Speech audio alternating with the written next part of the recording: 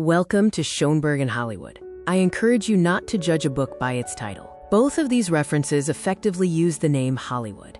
You'll have to guess where this was located, but it wasn't Hollywood. Schoenberg helped complete a full team, showing he was part of the community.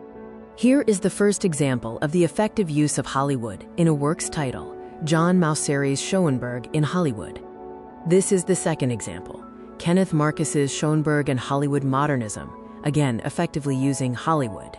Schoenberg really did live in Hollywood on Canyon Cove. It's remarkable that one of the first things he did upon arriving was write a last will and testament.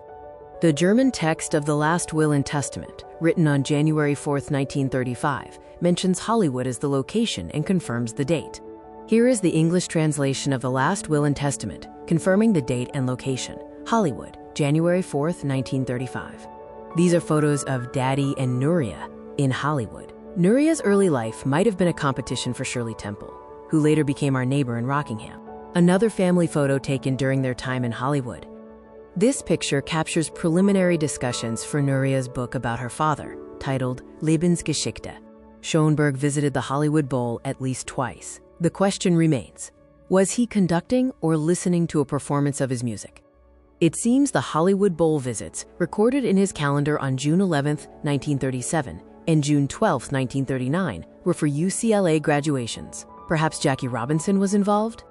If you are bored, see how many of these maestros from many parts of the world you can identify in this Los Angeles Times photo. Overlapping engagements at the Hollywood Bowl brought these 9 maestri together. The text at the bottom names the conductors. We see entries for David Raksin, known for the music of Laura, and Ralph Ranger, leading to a compelling story about him. Ralph Ranger wrote the music for Thanks for the Memory. He died in a plane crash after dropping off his family, an event reported on October 25, 1942. Ranger's wife, Elizabeth, became a frequent companion of Schoenberg's wife, Gertrude, and her friend, Alma Mahler-Werfel. Ernst Krenek was a very frequent guest at our house and also lived in Hollywood.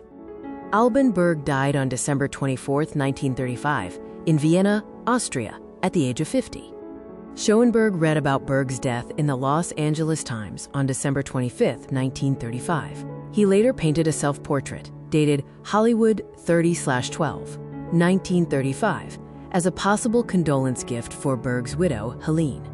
This is the self-portrait drawing, which remained in the artist's possession, and its signature detail, dated December 30, 1935, in Hollywood. More evidence of the Hollywood connection. 2 Bank of America checks signed by Schoenberg, indicating Hollywood, California as the location.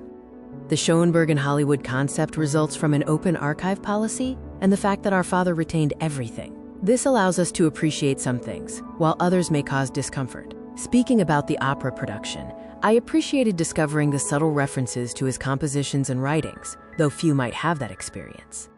The video includes simultaneous expressions of events, spoken or sung words, music, and projected images, which is challenging, frustrating, and satisfying. Here is a reference to a current lecture by Joseph Auner on Schoenberg's technological innovation. For Schoenberg, comprehensibility was crucial. Composing with 12 tones became necessary when tonality was renounced, establishing the emancipation of the dissonance. This image is a portrait of Schoenberg. The following slides are from earlier presentations and contain relevant information for this video, specifically the UCLA presentation and Arnold Schoenberg in California. This is the title slide for the UCLA presentation segment of the video. This is a photo of the Arnold Schoenberg Center. The Santa Barbara News Press in 1948 published a quote emphasizing the need to teach audiences how to hear and listen to contemporary music. Schoenberg stressed ear training in his teaching, focusing on making students receptive listeners and advocating for a large number of quote, amateurs in the arts.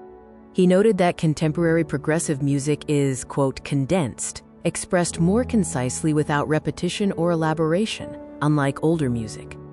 This principle of conciseness, condensation, and simplicity applies not only to music, but also to modern literature and painting. The next section discusses Schoenberg's inventions and games. This image shows Schoenberg's 4-sided chess set, intended to explore forming coalitions and finding peaceful solutions.